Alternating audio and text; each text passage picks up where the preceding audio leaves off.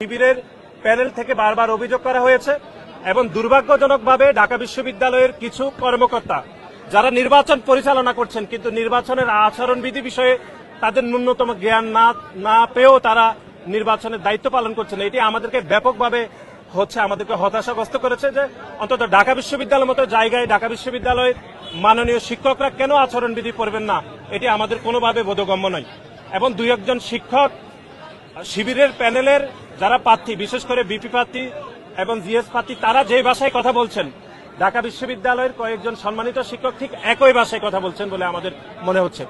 এবং শিবিরের পক্ষ থেকে আজকে অভিযোগ করা হয়েছে যে বাংলাদেশ জাতীয়তাবাদী ছাত্রদল যে 100 মিটারের মধ্যে আমরা যে প্যানেল সিটগুলো বিতরণ করছি তারা এটি অভিযোগ করেছে। অথচ আপনারা দেখেন, আমরা এর আগেও দেখিয়েছি যে তারা গত কয়েকদিন ধরে গুপ্তভাবে ঢাকা বিশ্ববিদ্যালয়ের শিক্ষার্থীদের পকেটে, ঢাকা বিশ্ববিদ্যালয়ের শিক্ষার্থীদের হাতে তারা এই গোপন প্যানেলটি তারা কিন্তু দিচ্ছে।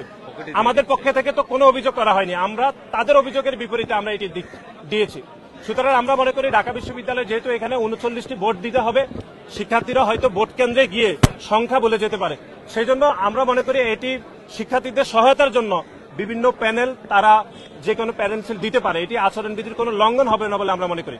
এবং বাংলাদেশ জাতীয়তাবাদী ছাত্রদল এই ভোট কেন্দ্রের 100 মিটার দূরে আমাদের সহায়তা কেন্দ্র আমরা স্থাপন করেছি, সেটাও নিয়ে মিথ্যাচার করা হয়েছে।